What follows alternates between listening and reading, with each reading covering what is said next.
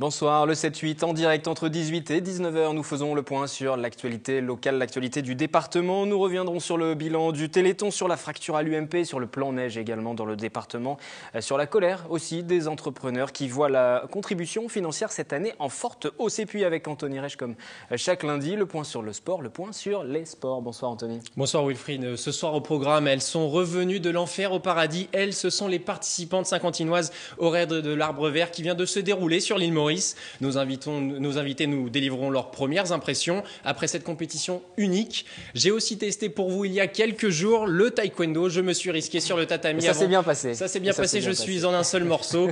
Je suis allé donc sur le tatami avec les taekwondoïstes avant les championnats régionaux d'Île-de-France. Des séquences qui mériteront le coup d'œil. Et puis, comme chaque fin de chronique, les résultats du week-end.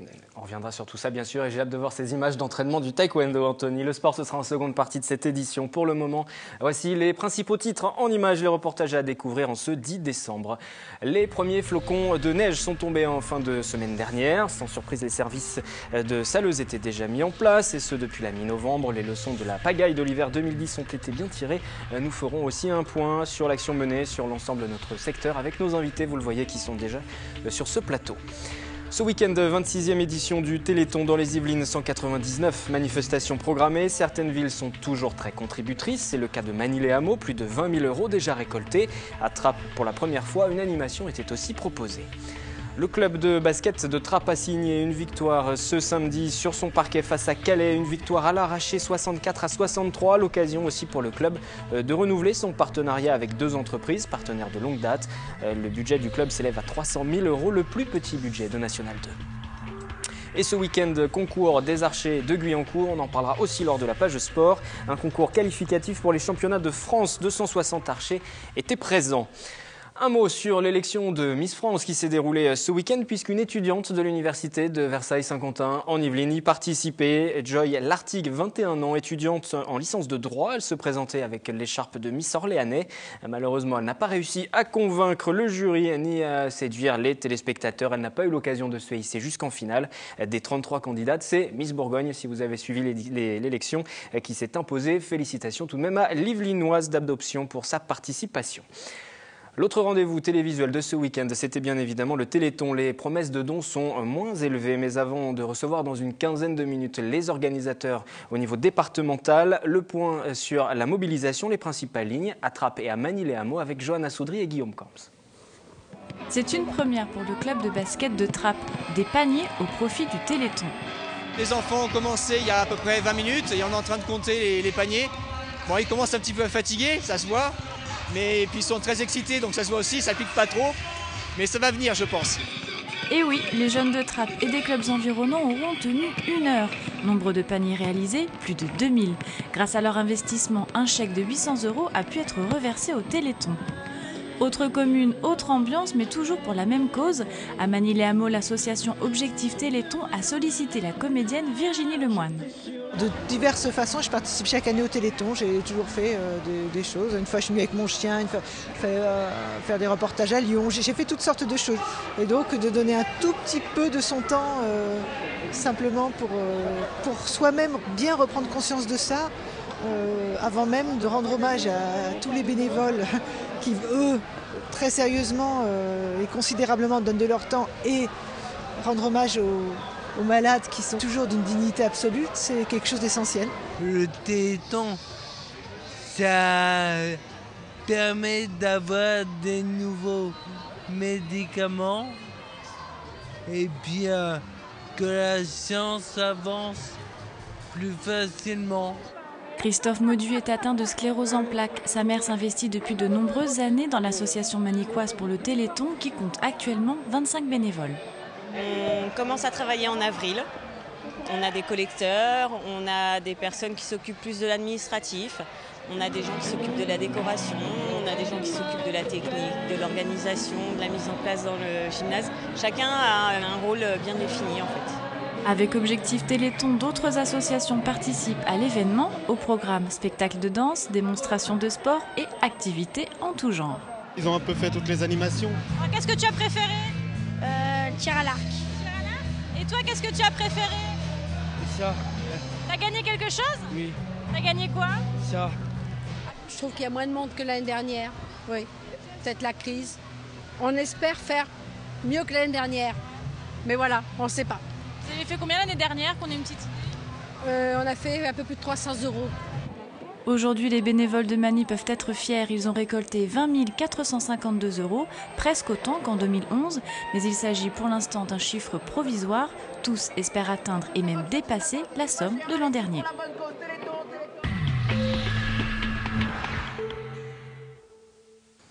La neige est tombée sur les Yvelines en fin de semaine dernière, mais rien d'inquiétant. Nous sommes bien loin de l'épisode neigeux de décembre 2010, avec la pagaille qui s'en était suivie. Chacun semble prêt aujourd'hui à faire face.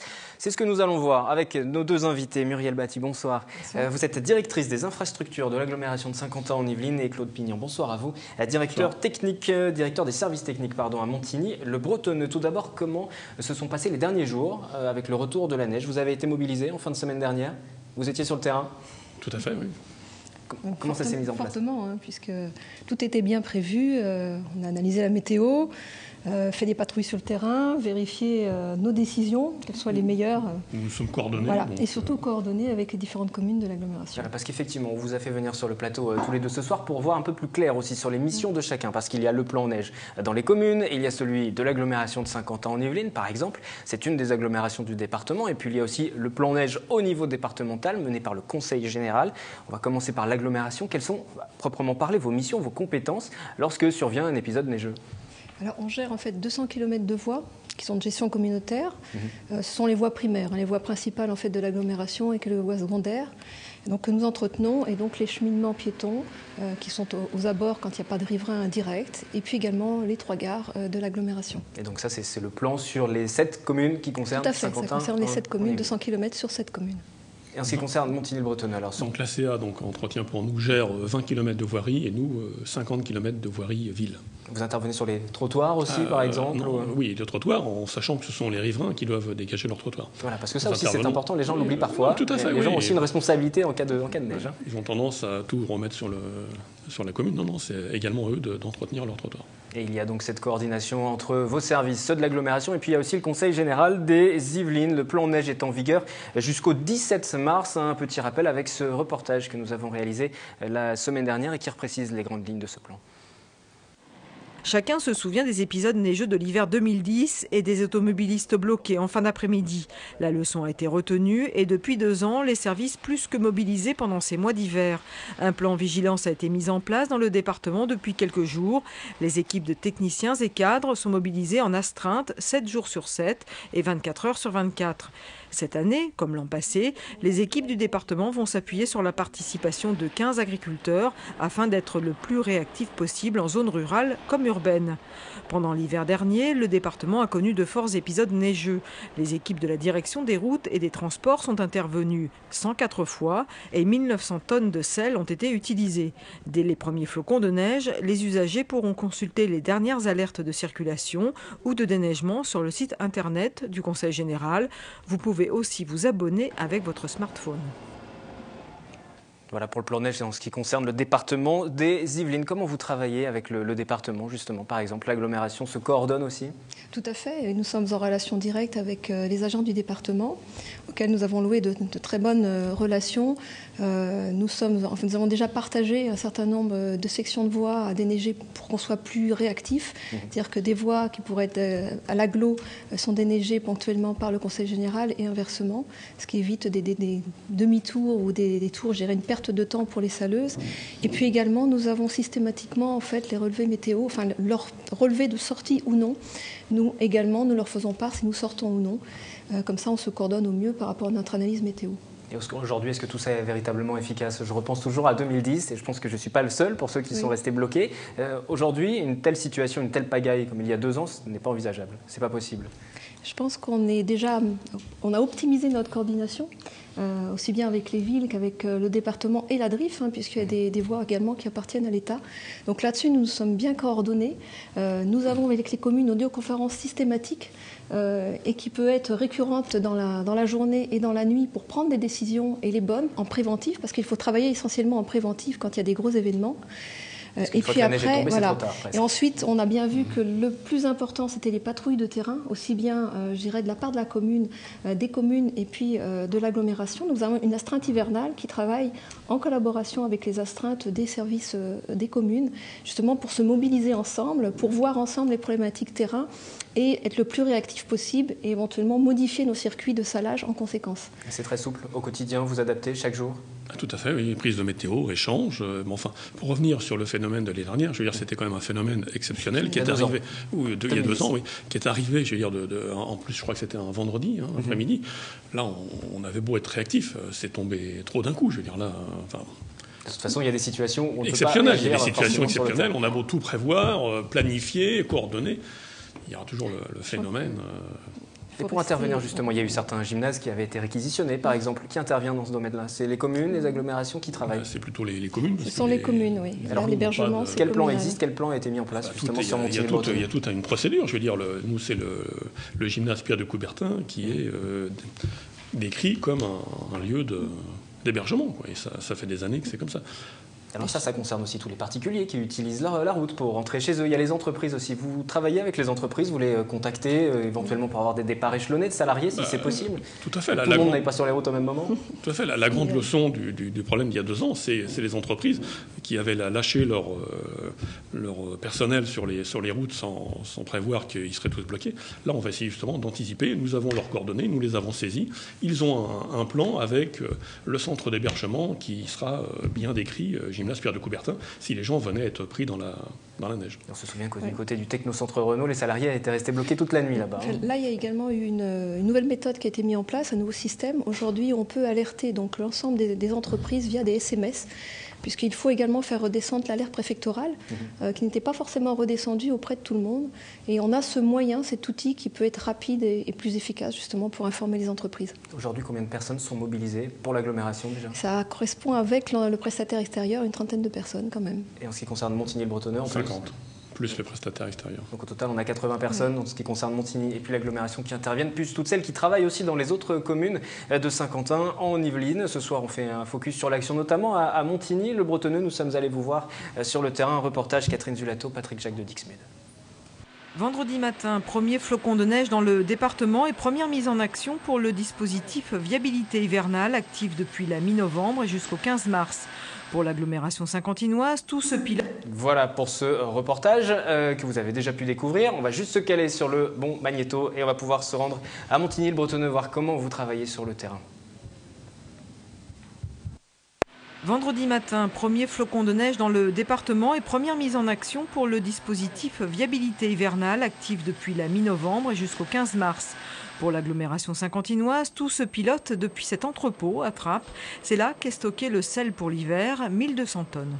On a 10 camions, 9 camions donc pour la Casquie et un camion pour la ville de Montigny-le-Bretonneux. À Montigny-le-Bretonneux, justement, c'est Patrick Rateau, le responsable de la voirie, qui a l'œil sur le planning de ses 50 agents, mobilisables 24 heures sur 24 et 7 jours sur 7. Chacun a donc une tâche bien spécifique et un secteur à traiter dans la ville et dans un quartier bien défini. Les leçons de l'hiver 2010 avec son lot de véhicules bloqués sur les chaussées ont été bien tirées. Des bulletins d'alerte météo sont édités dès que besoin et chaque équipe dispose d'une cartographie des zones à déneiger. On s'est également équipé de nouveaux engins comme les mini-engins de salage de voirie qui font en hiver du salage et dans d'autres saisons d'autres prestations sur la ville. L'hydrogommage, traitement des graffitis. Plus de véhicules et des engins plus performants. Sylvain Charrier est chauffeur saleur. Tout est automatisé depuis ce petit boîtier jaune. À l'intérieur du camion, vous pouvez doser le pourcentage de sel par rapport au mètre carré. Vous pouvez voir la largeur du jet. Vous pouvez aussi régler donc, pour la saumure, un système expérimental sur Montigny-le-Bretonneux. C'est un mélange de sel, d'eau qui fait que quand on le met par terre, la neige, normalement, n'a pas repassé. La neige ne tient pas par terre. Une bouillie de sel comme l'appellent les spécialistes, 80% de sel solide et 20% de sel liquide. Un procédé qui sera actif à partir de la mi-décembre. Pas de neige annoncée dans les prochains jours. Pas de neige dans les prochains jours, vous confirmez? Peut-être éventuellement quelques flocons? Quelques flocons cette nuit. Quelques flocons qui vont arriver cette nuit. La météo évolue effectivement assez vite. Rien d'inquiétant pour cette nuit. Non. Les saleuses sont déjà passées? Pas besoin, je pense. Il n'y a même pas eu besoin. Comme ça. Justement, on parlait des bouillies de sel à la fin de ce reportage. C'est la recette miracle cette année un petit peu? C'est un procédé qui est nouveau et qui devrait faire des économies de sel en pollution. Ça devrait donc mettre 30% à peu près de moins de sel. Sur les voiries. Et une plus grande efficacité sur le verglas. C'est un des objectifs aussi à atteindre, puisque le sel sec n'a pas d'impact sur le verglas. Donc là, on devrait pouvoir gérer beaucoup plus facilement les problèmes de glissance. Alors avec cette bouillie de sel également, vous disiez moins 30% de sel, ça veut dire que c'est plutôt positif aussi pour l'entretien de la voirie après, parce qu'on en parle assez rarement, mais les gens le constatent, il y a souvent après, les voiries sont endommagées, des nids de poules qui se creusent, et il faut réparer la voirie après. Là, il y en aura moins éventuellement cette année. Les dégradations sur voirie, c'est plutôt lié au gel qu'au sel. Non, le sel, c'est plutôt sur ouvrage d'art où c'est pas toujours bien préconisé. Là, c'est bon pour l'environnement, qu'il y ait moins de sel. Moins de sel, donc moins de consommation et aussi le problème de stockage de sel qu'il y avait eu il y a 1 an et demi. Donc ça nous permet aussi d'avoir un stock plus important puisqu'on en consomme moins. Voilà pour les recettes qui sont utilisées du côté de l'agglomération de Saint-Quentin en Yvelines. Un tel plan, vous y travaillez depuis quand? Depuis quand vous intervenez, vous préparez cet épisode hivernal? Tout au long de l'année, vous y pensez? L'été, même quand il fait beau, on pense à la neige. On est en pleine neige en général l'été. Je sais pas, c'est pareil, je pense au service technique de Montigny. C'est même le fruit d'une longue expérience, parce que tous les ans, nous améliorons. Je veux dire, c'est pas du jour au lendemain qu'on dit tiens, il faut qu'on scelle. Il y a toute une préparation. Il faut anticiper, quoi. C'est vraiment un gros travail. Rien que les marchés publics à lancer, puisqu'on a un nouveau prestataire, donc il fallait lancer ce marché public et ça prend beaucoup de temps. Voilà, parce qu'il faut mettre en concurrence les entreprises pour économiser, parce que ça coûte très cher un tel plan. Est-ce que vous avez les chiffres en tête de ce que ça peut représenter? C'est une belle somme, rien qu'en forfait. Nous, on est autour de 500 000 € en forfait d'astreinte, en fait, hors prestation de salage. Pour intervenir. Donc ça va très vite, effectivement. Pour que vous puissiez rouler sur les routes. Il y a tout de même, on le mentionnait tout à l'heure, des précautions à prendre pour les usagers. Chacun, bien évidemment, doit se méfier avant de prendre sa voiture ou d'utiliser un trottoir aussi. Quelles précautions prenez-vous? C'est la question que nous sommes allés vous poser aujourd'hui dans les rues de Saint-Quentin. Quand il neige, déjà, on se couvre bien, les mains, les gants pour les enfants, et puis on achète aussi du sel pour mettre sur le trottoir. Je mets un vêtement plus chaud, quoi. En fait, soit des cache-oreilles, des gants, surtout les gants, écharpes. Non, pas spécialement, à part prendre le bus pour pas prendre la voiture comme il disait l'autre fois. Voilà, c'est tout. En plus, l'épisode a été assez bref, donc voilà. J'ai des pneus tout neufs sur ma voiture aussi. Non, du tout. Non. Ouais. Pourquoi? Parce qu'il n'y a pas besoin forcément et que voilà quoi. Il faut juste faire attention aux marches et puis on y va. On reste chez soi, voilà, comme ça on n'est pas concerné par la neige, c'est peut-être encore plus simple. Vous êtes prêts pour les prochains jours? On parlait de la neige, quelques flocons tout à l'heure, éventuellement. Plutôt vers mercredi aussi, un petit peu plus. Est-ce qu'il y a un épisode neigeux important? Un peu plus froid, je crois, en fin de semaine. Moins 4, la mercredi, même déjà cette nuit, on sent qu'il fait froid. Les saleuses vont sortir dans les prochains jours? Sans doute, mais si c'est le cas, on est prêts. S'il faut. Très bien, merci d'être venu nous rassurer sur ce plateau. Merci donc à tous les deux, Muriel Batti, directrice des infrastructures communauté d'agglomération de Saint-Quentin, et Claude Pignan, directeur des services techniques de Montigny-le-Bretonneux. La CFE, la contribution foncière des entreprises, qui fait toujours polémique. Cette taxe qui remplace la taxe professionnelle depuis 2 ans a fortement augmenté. Une hausse allant parfois jusqu'à 500%. Des entrepreneurs à Saint-Quentin en Yvelines en appellent maintenant à l'agglomération de Saint-Quentin en Yvelines qui vote ce taux d'imposition. La situation se tend. Les explications de Catherine Zulato. CFE, cotisation foncière des entreprises, 3 lettres qui ont fait bondir les commerçants saint-quentinois. Cette contribution entrée en remplacement de la taxe professionnelle s'avère pour certains petits commerçants bien plus lourde que prévu, avec des cotisations qui ont doublé voire triplé depuis l'année dernière. Jeudi soir réunis en conseil syndical, les élus de l'agglomération ont fait voter une motion à l'unanimité pour leur permettre de modifier la délibération du 22 septembre 2011 qui fixait les modalités. Cette motion se traduira en vote lors du prochain conseil syndical le 18 décembre. En attendant, des consignes ont été données par la direction des finances pour permettre plus de souplesse dans le paiement de la cotisation et les commerçants, de leur côté, manifesteront demain, mardi à 15h30 devant l'hôtel d'agglomération.